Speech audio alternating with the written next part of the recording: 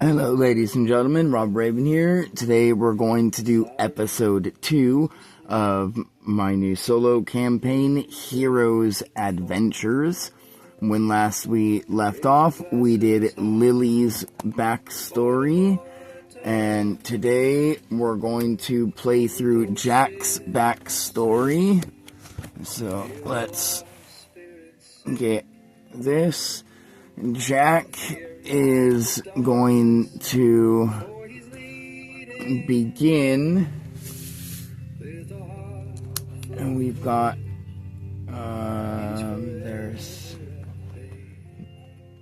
we've got Jack and his character sheet right here with his power, so that we know what his power does. And we're going to start with him living on the outskirts of Lily's kingdom inside an orphanage 1 year after the events with Lily took place. So we will begin in the orphanage. And we'll say Lily's kingdom is right here. So we'll put an LK for Lily's kingdom. And then we'll say travel down. It's like, we'll say like a week's travel through the forest, and at the edge of the forest is the small village. We'll just put small village that we live in. And we'll say, so this is all F for forest. This is all forest. And we'll put 1 WT, 1 week's travel. And that's by carriage. So, and then, so we'll put, so it'll be about 3 weeks to a month, by foot, depending on, how fast you, walk or run. And as we are in the orphanage, we wake up to the sister, because the orphanage is ran by the Holy Church. We'll say the orphanage is right here, and it's connected to the church. And as we get woken up by the sister, she says, Jack, it's time to wake up. Today's the day. It's your 16th birthday. It's both exciting and sad. For today you get your blessing, but today you also can no longer be in the orphanage, for you have become of age. Let us go to the ritual site. And Jack will look at the sister and begin to cry, trying to keep his composure. He wipes his face and nods his head. And then they go into the church, where they go into the magic circle that they have carved into the ground. And we're going to do the same thing for Jack that we did for Lily. 50 is a re-roll. 51 or higher, he can automatically control his power. 49 or lower, he knows his power but needs to learn how to control it. And the sister says, Jack, are you ready? And he just looks at her and goes, well, I guess I'm as ready as I'll ever be. I mean, I promise, sister, I will make this small village a great kingdom one day. We will not be poor any longer. It will be the last thing I do. I will make sure this orphanage becomes a monument where no one ever must go through the harshness of what we here have had to go through. And as he says that, he steps into the circle. And as he steps into the circle, it begins to first flash with a bright white, and then it turns yellow before splitting in half, and the light becomes two separate colors. One of like an orangish yellow red, the color of fire, and one of solid black.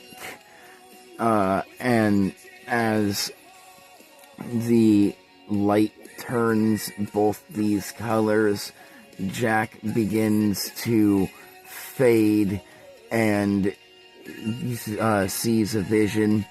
And as he opens up his eyes, he sees the 3 gods and 3 goddesses standing in front of him, holding out their hands. And as he holds out his hand and touches theirs, he gets engulfed with the 2 different colored lights. And as this happens, they consume his body as half of him bursts in flames and the other half begins to get shrouded in darkness as he hears the voice within his head, and he rolls a 58, so he is able to perfectly control his ability. And as he hears the voice in his head, he hears the god and goddesses say, "Be blessed with both holy light and holy darkness. Now go forth, our child, and choose your destiny. Will you be forsaken, or will you become light?" And as he hears this, everything begins to fade, and then he's back in the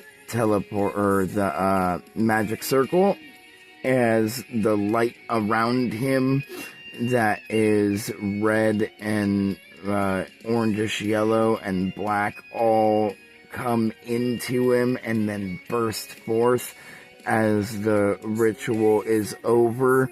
And underneath his left eye, his power sigil appears, which is a sun with a moon crescent wrapped around it. And as the ritual ends, the sister begins to cry as she sees his holy symbol, and she runs forth, giving him a giant hug. And she recognizes the symbol from the church's holy books, and she says, Jack, You've been blessed with the power of both light and dark. Be careful, for you hold the world's fate in your hands. And as she says this, Jack begins to, let's see if he gets overwhelmed or if he gets cocky. 31, he gets cocky. So he, looks at the sister and he goes, "That's right, sister. I do have the power to change this world. And with this power, our village will no longer be forsaken." And as he says that, the darkness begins to overcome the light as he becomes completely shrouded in shadows. And then Jack begins to leave the orphanage. And let's see if the sister can stop him.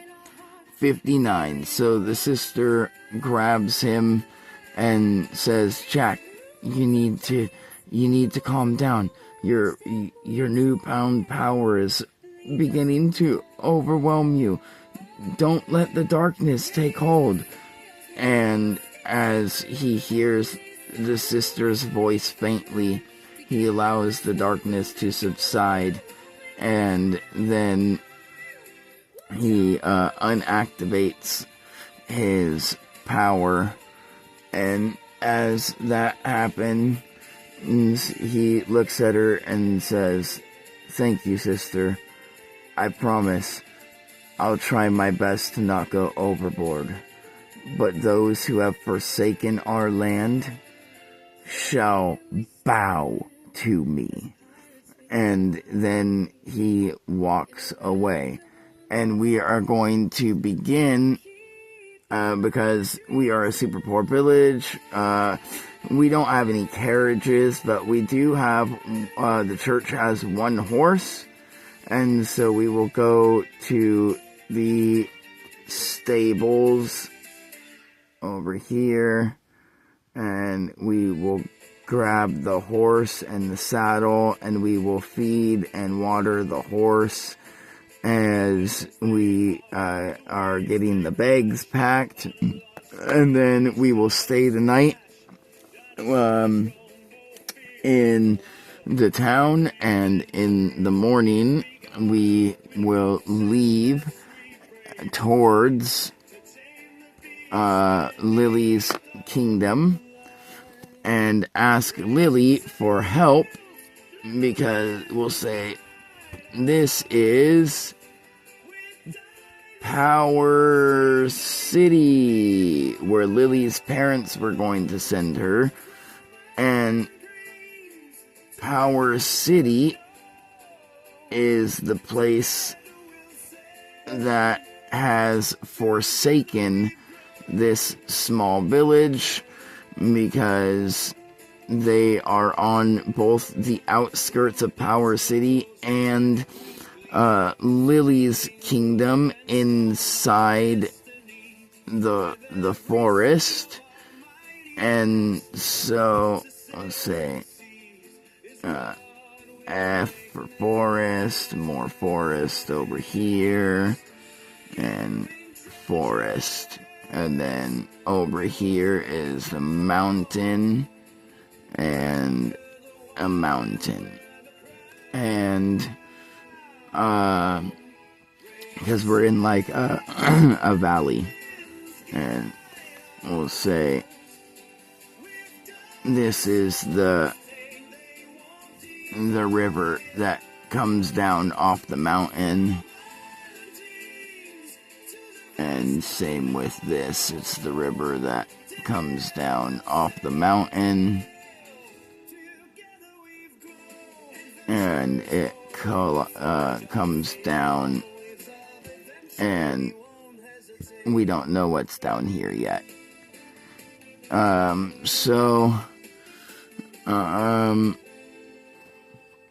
we'll say it goes into the ocean. OC for ocean. Right there. And river. Alright. And so we have a horse, but we don't have a carriage, which is like 2 horses. So we'll say it'll take us about a week and a half. So we'll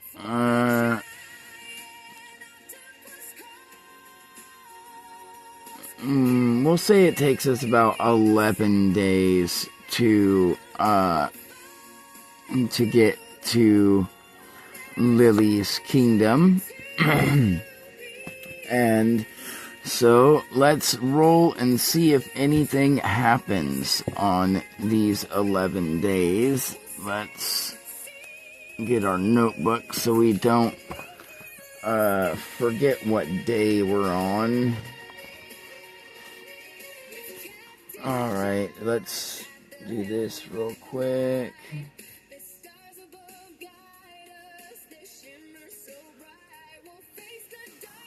Alright, and then Jack, and then days to Lily's kingdom.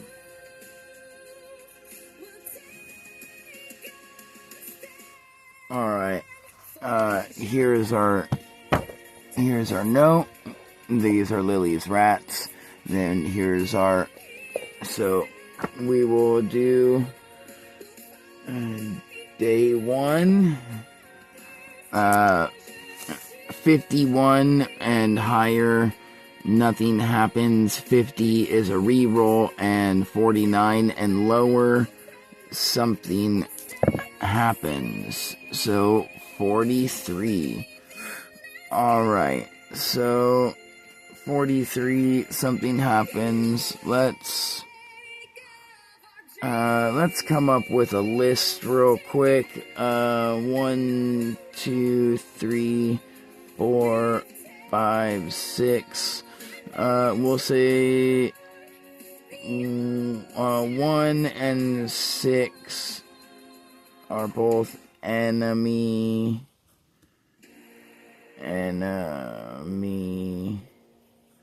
We'll say 4 is wild animal. 5 will be random traveler. 3 will be a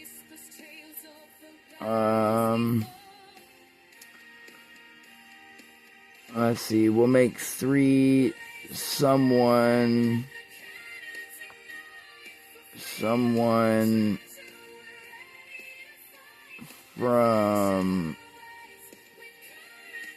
Power City, and we'll make 2 someone from Lily's city. Alright. So we've got our notes right there. Let's see what we get. A 5. So a random traveler. Let's see if the traveler is hostile or not. 50 and higher, he's not hostile. 49 and lower, he or she is hostile. That is a 15, so he or she is hostile. Let's see. It is a girl, and as she sees us trudging on our horse down the beaten, rugged path in the forest, she notices that we don't notice her, and so before we're able to notice her, because she sees and hears us coming, she goes into the bushes to hide. Or actually, let's see if she goes in the bushes or up a tree. She goes up a tree.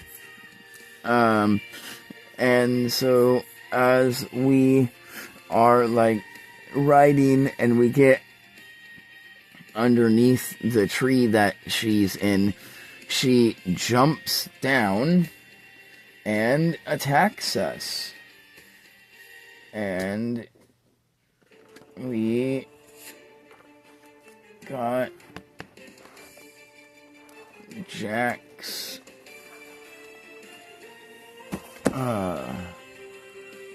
we got Jack's stuff right here.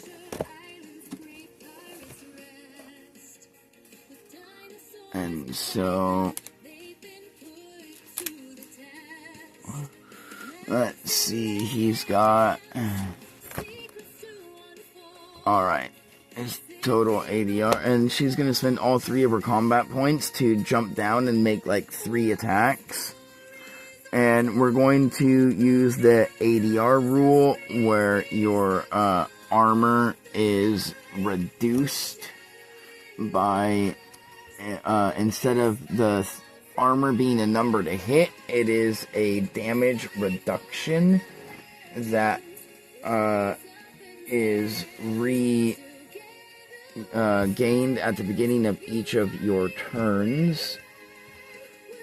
And so she will, let's say her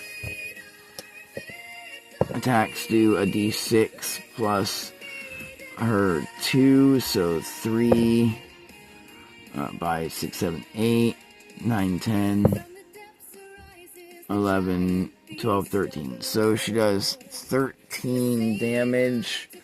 Our ADR is 33. So it knocks our ADR down to 20. So we're fine, we don't take any damage.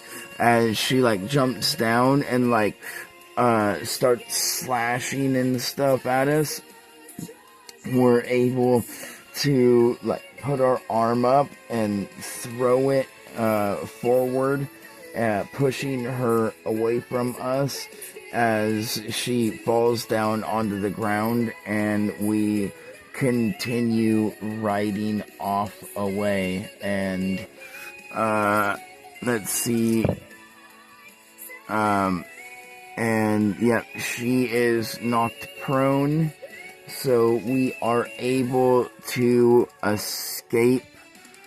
And as we begin to come to a rest for the night and start our fire, let's see if she ends up finding us because of our fire throughout the night, or if she's going to leave us alone.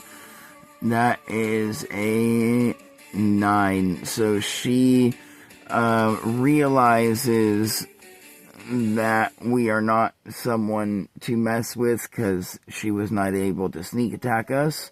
And so she's just going to not bother with us. And we're going to be able to rest for the night and be fine. And so the next day, let's see if anything happened. Let's grab this real quick. We are now on day 2 out of 11. So let me write the days real quick. 3, 4, 5, 6, 7, 8, 9, 10, and 11. So we'll circle day 2 because we're on day 2, and then we'll exit it out when we are done with it. And 25. So nothing happens on day 2 as we are trudging on our horse down the in through the forest. We are able to stop and enjoy the sights as it's a nice sunny day. We can feel the wind caressing up against our skin. We let the horse get some food and some puddle water from where it had accumulated from raining a couple days previous. And then we will set up our fire, and we will see if anything happens throughout the night. 76. Nothing happens. And so day 3, let's see if anything happens on day 3. 69, nope. Nothing happens during the day on day 3. Let's see if anything happens at nighttime. 33, yep, something happens at night. Alright, let's see what it is. A 6, an enemy. Alright, so now let's write another list real quick, and we'll do EL for enemy list, and we'll do 1, 2, 3, 4, 5, 6, and let's say 1 is bandit, 2 is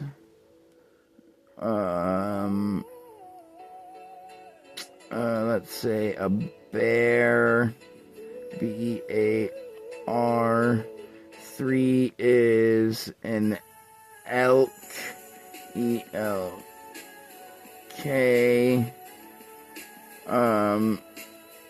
And these will be elks and bears that are trained by the bandits.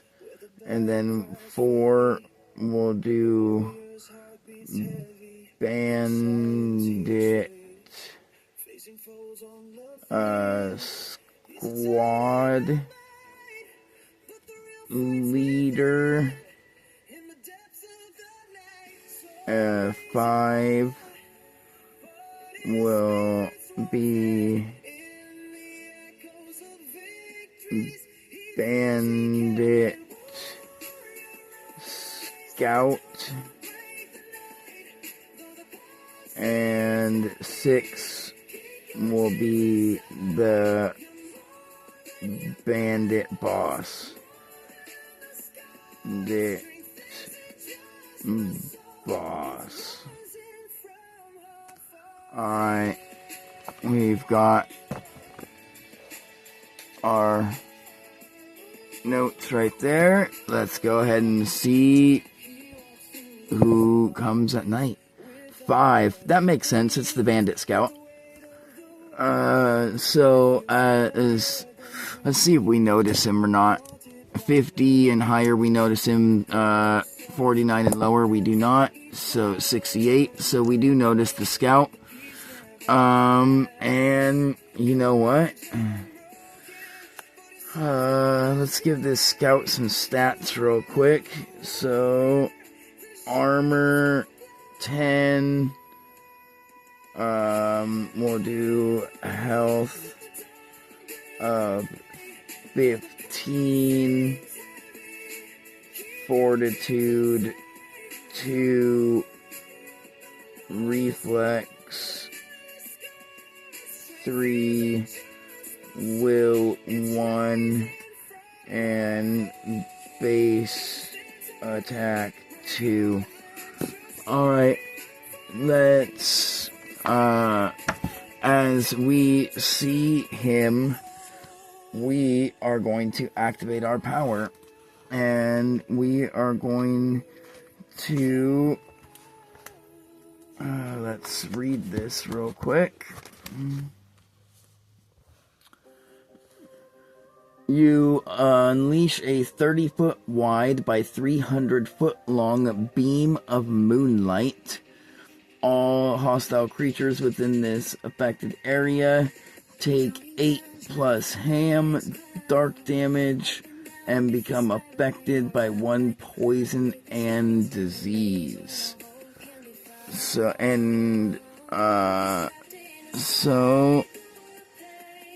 where's our D8?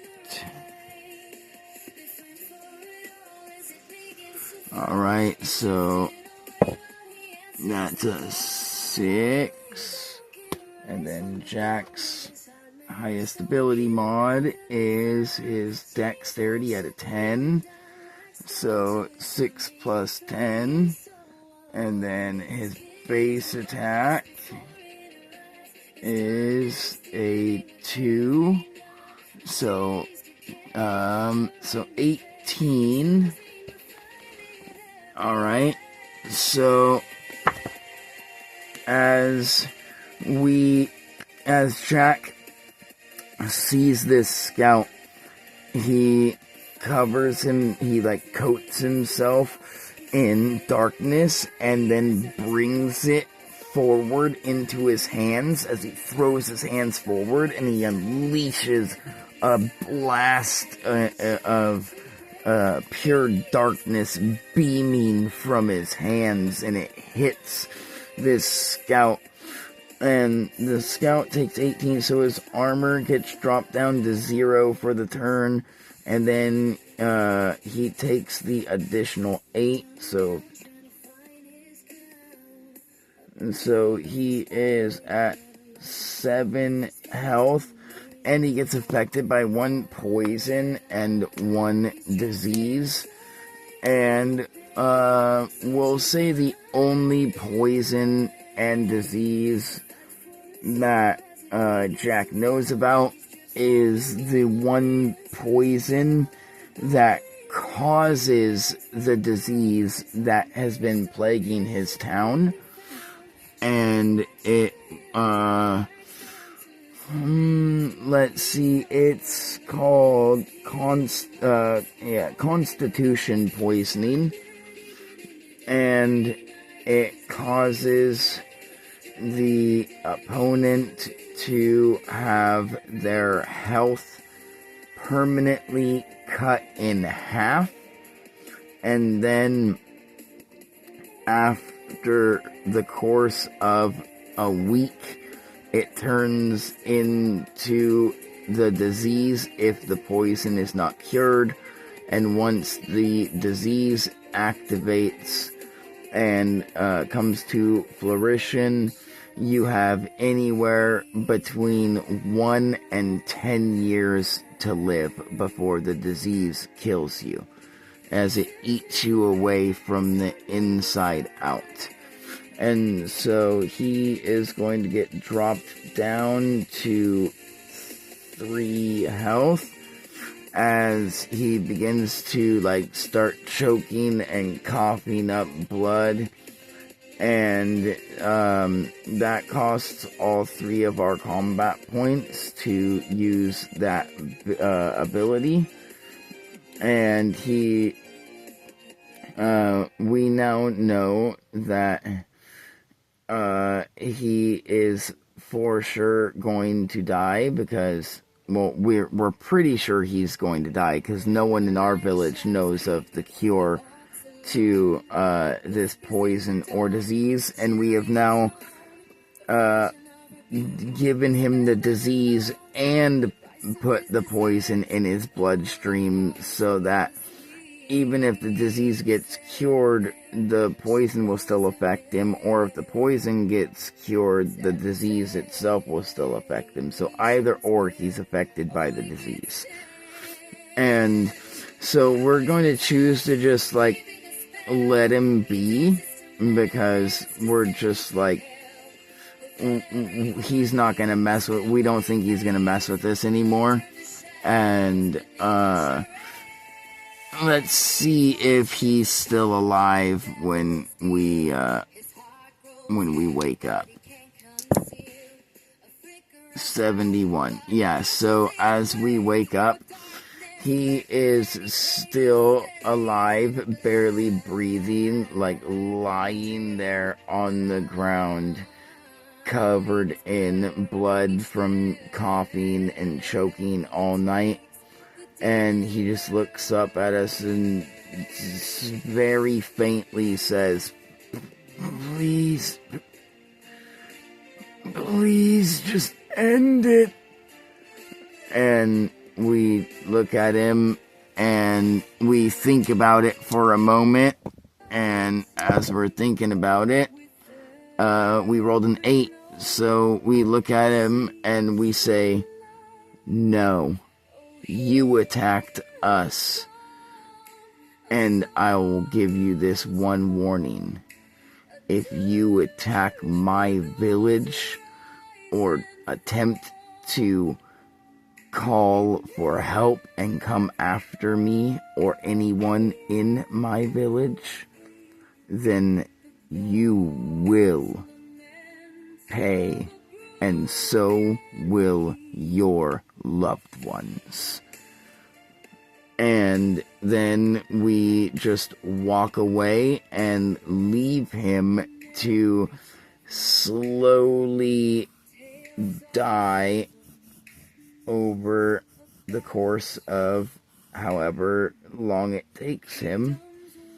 And we'll say, as we're walking away, we can hear him beginning to scream, and the sound of his screams draws our attention as we look back, and as he's almost just out of sight, we see him getting devoured by wolves.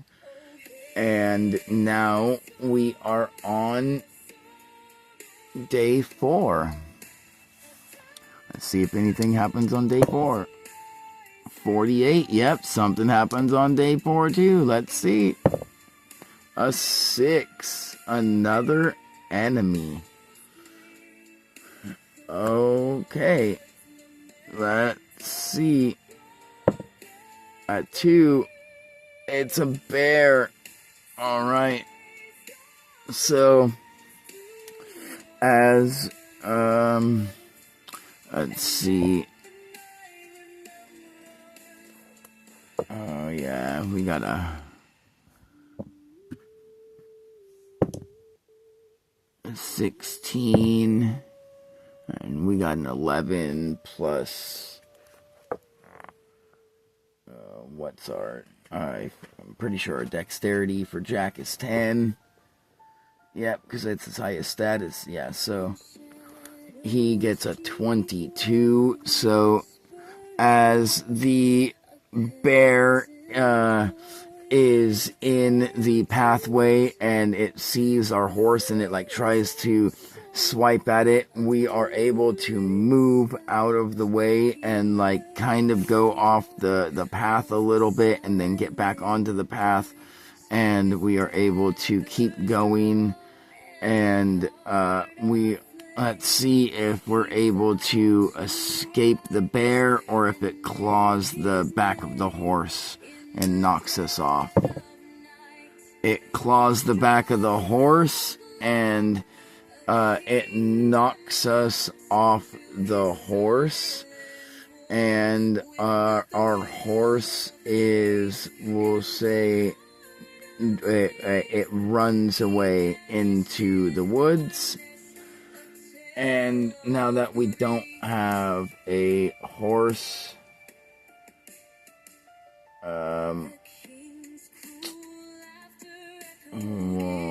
let's see.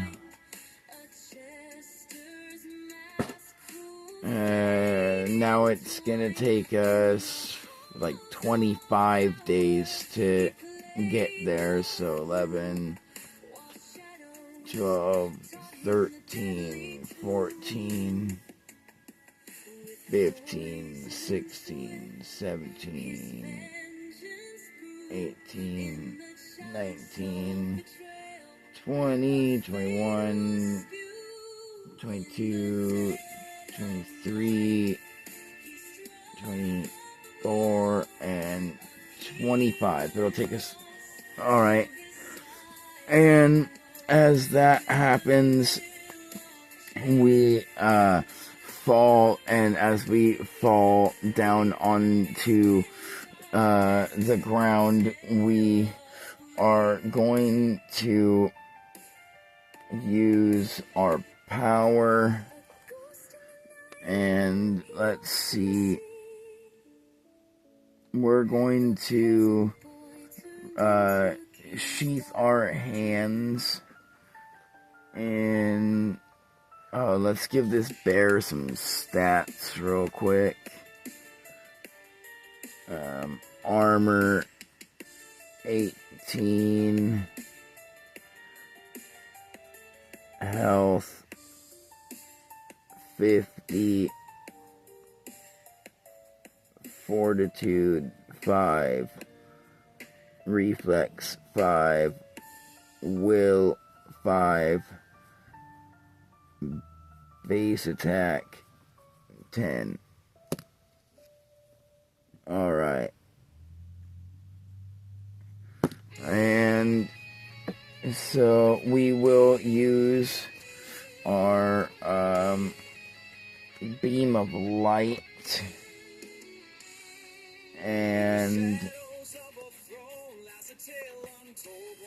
there's Jack Sheep. It's okay, so 8 plus ham, so 1d8 plus ham. Okay, so 4 plus 10 plus 2, so alright, 16. So the bear gets, it reduces its armor down to 2, but that costs all of our combat points, and so it don't get damaged. But as we engulf ourselves in like a bright white and yellowish orange light, we burst our hands forth, and as we throw our hands forward, a beam of light shoots from our hands and blasts the bear right in the face, and the bear begins to roar and scream, and it doesn't look like it took any damage, but it did get blinded, and so it becomes blind for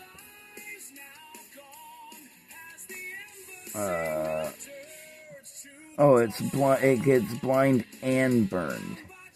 Okay, so yeah, so as the gets hit with this light, it begins to burst. Its eyes begin to burst in flames as its eyes begin to like burn and melt. It becomes permanently blind as its eyes melt, and it takes 2d6 at the beginning of each creature's turn because it's blinded. And so 5, 6, 7, and so it's now at 43, and as it is like, it's the bear's turn, but it's screaming and roaring wildly, like clawing at its own face, trying to get the fire out, which deals 7 more damage to itself.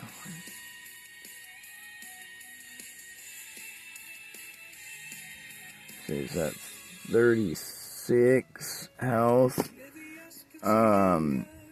And then as it's like trying to like claw the fire out, let's see if it like stampedes into the forest or if it stampedes towards us. 54, it is able to still smell where we are even though it's like freaking out, and so it uses 1 combat point to rush towards us, and then it uses its last combat point to attack us, and its attacks do 2d6, so that's only 4. That drops our armor down to 29 for the turn, and to 31 for the turn. And so we are, because we're at 35, not 33. That's my bad. And so we get like we dodge out of the way of the bear's claws, and then we recenter ourselves, and now that it's our turn, it takes fire damage again. So 1, 2, so 34, as it's permanently affected by the burned condition until it can be cured from it somehow. And it is now permanently blinded because its eyes have melted out of it.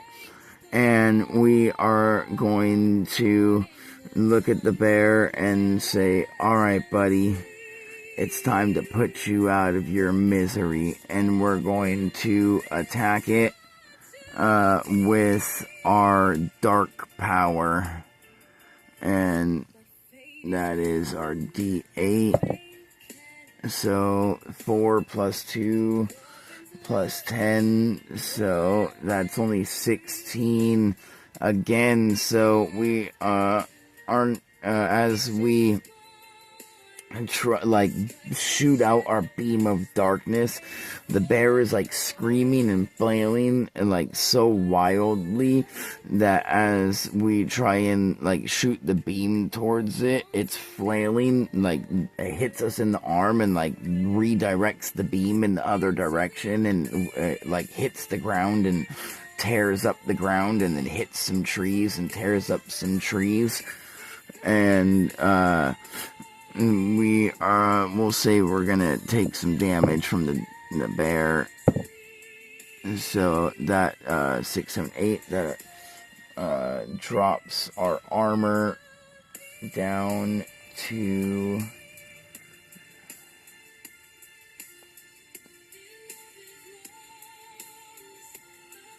wait, was that Sarah's armor I was looking at? That? Oh yeah, Sarah's armor is 35. Wrong one. Jack's armor is 35. We haven't done Sarah yet. She's next. Alright, so 33. Alright, so his armor is down to 25. And the bear is going to use its 2 combat points to... Well, it's going to use 1 to smell to know like where he's at. And then it's going to use its other 2 to attack. So there's 3 and 6, so 9. So that brings us down to 19, 18, 17, 16. So we're at 12 armor, but it's about to be our turn. So as the bear is like ripping and clawing at us, we're kind of just like moving and dodging out of the way because it's swinging and screaming wildly as its whole face is now beginning to get engulfed in flames. 5, 10, and it takes 10 damage from the flames at the beginning of our turn, which drops it to 24. health. And as we see this, we just, like, let's see if we're going to decide to keep fighting or if we're going to just, like, walk away. Yeah, we're just going to walk away. Because we know that this bear is going to just, like, burn to death and die anyway. And we don't feel like sitting here and tangoing with it no more. Because we've already essentially defeated him. Or her. And so we are going to just start walking. And as we end our day, let's see if anything we have to end our day a little bit early, and we don't get as far because we don't have a horse now. We have to end our day early because we have to be able to gather firewood and stones to be able to make a fire, and we have to now look for food and water because all of our supplies and rations and stuff were on the saddlebags of our horse, who is now gone in the woods somewhere. Actually, let's see if we run into our horse while we are traveling the rest of the day. 30. No, we do not run into our horse. He is gone permanently. He's ran away. Let's see. Yeah, so he's not dead. He's just in the woods somewhere. And so, does anything happen? 71. Okay, nothing happens tonight. So, we are able to gather everything we need and rest up nice and good. And that is where we will leave off today's session. When next we play Jack, we will pick up on day 5. Thank you all. Like, subscribe, and join us on Jack's next adventure.